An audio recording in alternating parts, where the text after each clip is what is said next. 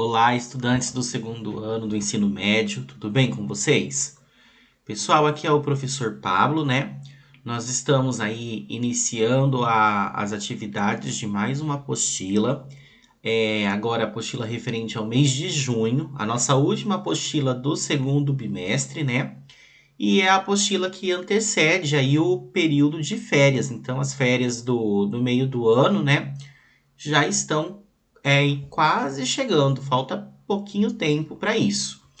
E na nossa disciplina de intervenção comunitária, nós vamos seguir, né, naquela mesma ideia ainda, né, da parte do trabalho da intervenção comunitária relacionada, né, com o meio ambiente. Então, nós estamos trabalhando, vocês viram, né, nos últimos conteúdos, que a gente está fazendo aí, ela voltada para essa parte de meio ambiente. Na apostila passada, inclusive, vocês elaboraram propostas, né? Ainda estou fazendo análise do material de vocês. Vocês elaboraram propostas de intervenções, né, que podem acontecer na escola, por exemplo, relacionada a melhorias e que envolvem o meio ambiente. Então, como por exemplo, a elaboração de uma horta, a parte também relacionada com o jardim, o plantio de grama, então relacionado com essa parte de meio ambiente. E daí nós continuamos, né, na nossa apostila do mês de junho, ainda trabalhando com essa temática. Porém, agora, se vocês olharem a nossa apostila, né, eu vim apresentar a apostila para vocês. O nosso conteúdo está a partir da página de número 48 da apostila, né? Inclusive, quem ainda não retirou na escola já pode fazer a retirada.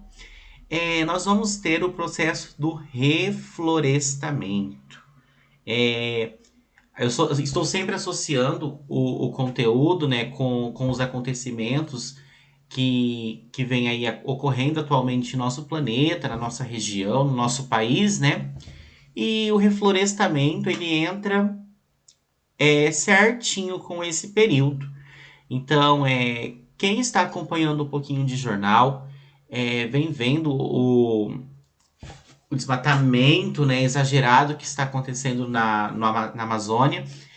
E em outras regiões também nós podemos destacar, né, pegar aí um pouquinho de aula de história, pegar a parte do mapa do Brasil antigamente, comparar com o atual, a parte de Mata Atlântica também, que praticamente ela desapareceu, então o que restou foram pequenos, né, fragmentos de mata. E eu estou falando aqui da região do Brasil, mas isso acontece em outras partes do mundo também. Então existe, né, um mecanismo chamado de reflorestamento, que ele tem aí como visão, né, como ação, recuperar essas áreas, né, que foram perdidas, geralmente por ação humana. Então, através do desmatamento, através da elaboração de uma área para criação de gado. Então, para fazer essa recuperação.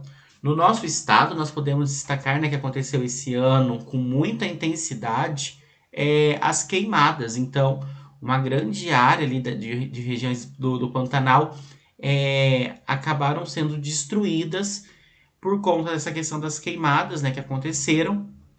E com isso, muitos seres vivos acabaram perdendo as suas vidas.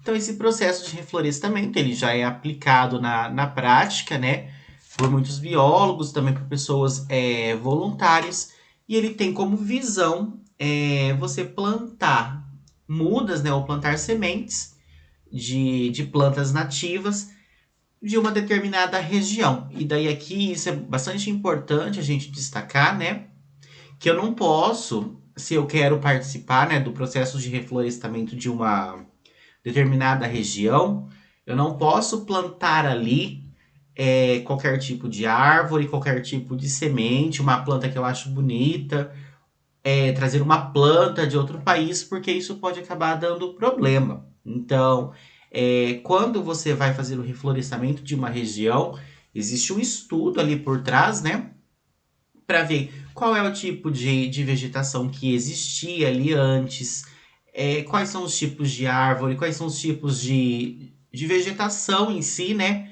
que pode ser plantada, que é considerada nativa daquela região. Então eu não posso sair plantando qualquer coisa, porque pode acontecer, né, nesse plantio de você estar colocando uma espécie considerada invasora, né, um pouquinho de aula de biologia agora, e essa espécie invasora ela acabar prejudicando as espécies nativas daquela região.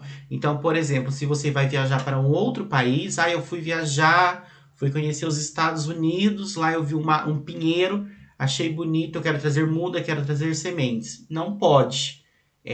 Nós não podemos fazer esse transporte, tanto animal como vegetal, né, de um país para outro.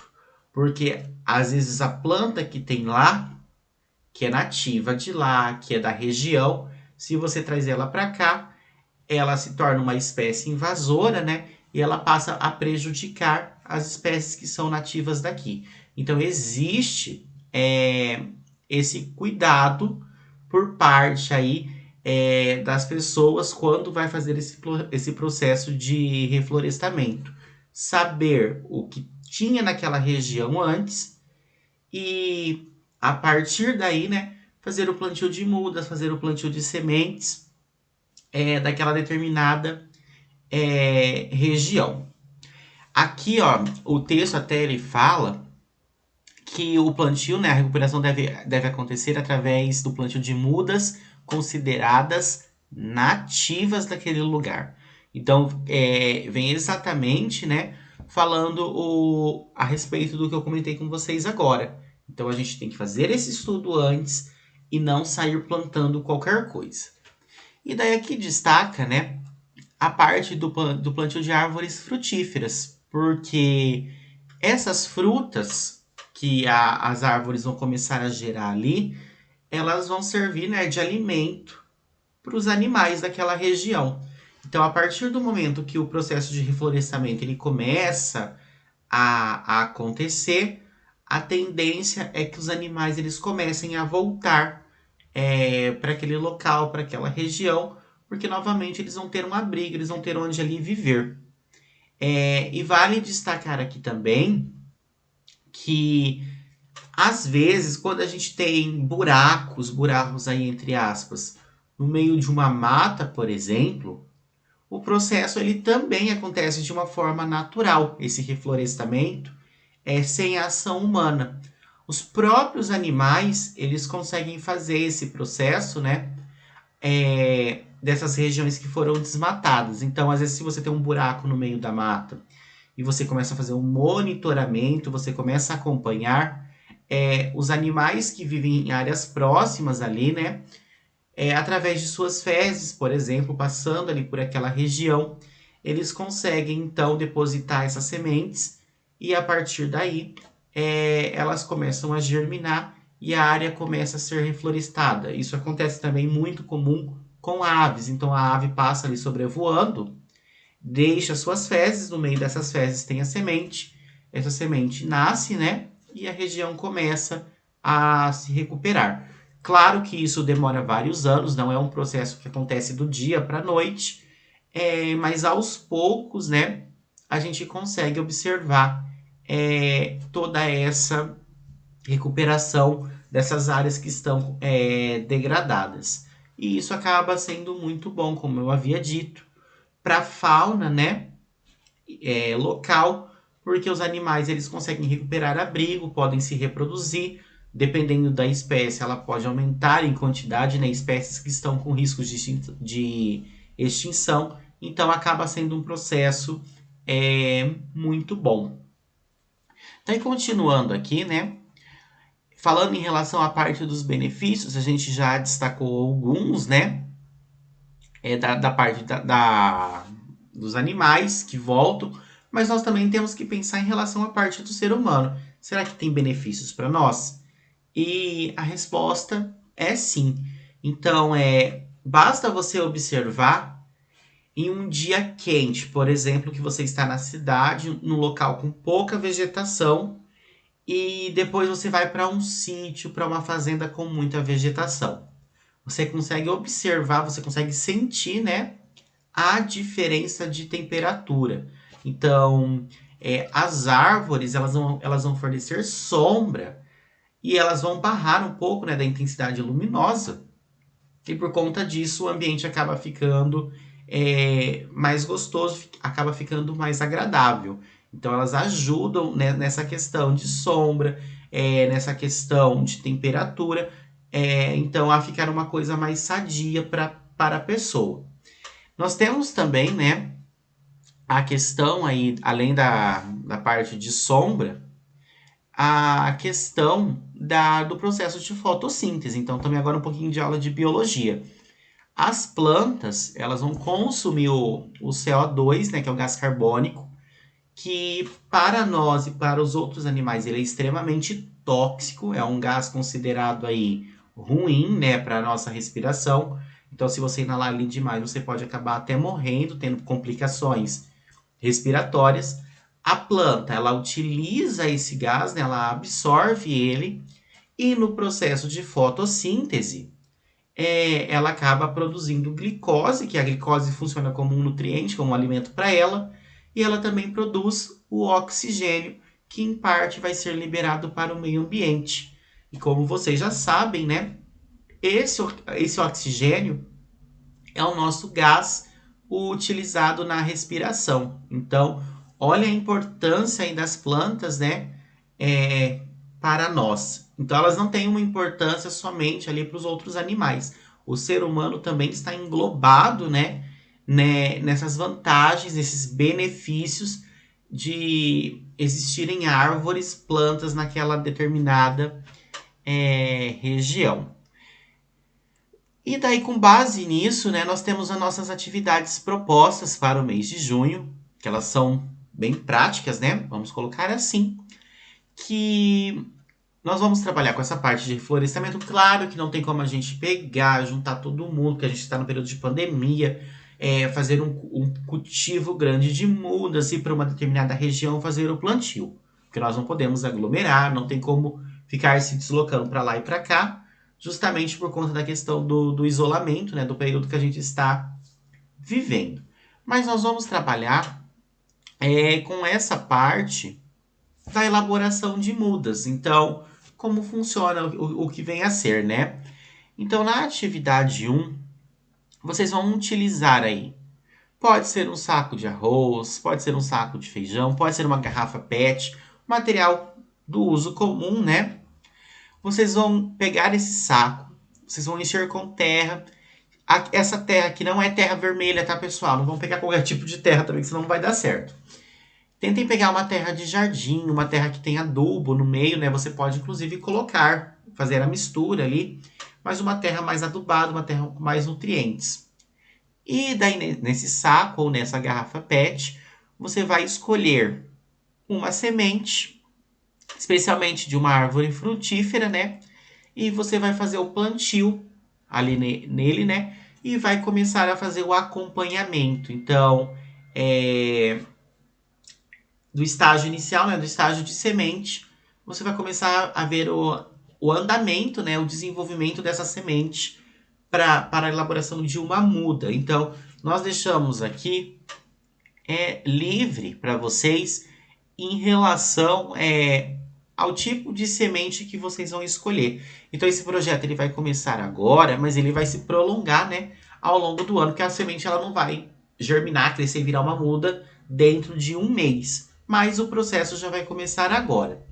E daí nós colocamos aqui algumas opções de árvores frutíferas, né, que vocês podem estar fazendo o plantio. Então, nós colocamos aqui goiaba, caju, jabuticaba, caqui, laranja, abacate, manga, apocã, jaca, mamão, limão, acerola. Mas daí fica a critério de vocês, né, a planta, o tipo de semente que vocês vão escolher. Eu só vou puxar uma atenção aqui, né, uma observação. Cuidado com o tipo de semente que você escolher. Quando você for fazer o processo, dê uma olhada na internet, porque dependendo do tipo de semente, a forma que você vai fazer o plantio, ela segue algumas especificidades. Então, dependendo da semente, não é só você colocar ali e cobrir de terra. Às vezes precisa de alguma outra coisa para estimular, né, que essa semente se desenvolva. Mas aí isso fica a critério de vocês. E na semana que vem nós faremos uma reunião através do Meet e daí essas dúvidas elas poderão ser esclarecidas. Então vocês vão escolher a semente e vão fazer esse plantio e o acompanhamento. Aqui vocês vão só destacar, né, que tipo de semente que você escolheu para plantar, algo bem simples. Você pode pegar mais de um tipo de semente, mas não é obrigatório. E daí depois, né, você pode ir tirando fotos fazendo os registros desse plantio que você está fazendo dessa muda. Então, desde o início lá, até na hora que a semente germinar, né, vocês não podem esquecer de regar, de colocar água. Não vão deixar a bichinha lá seca, porque senão ela não vai germinar. E vocês podem estar fazendo esse acompanhamento e registrando, né, através de fotos e depois mandando para os professores.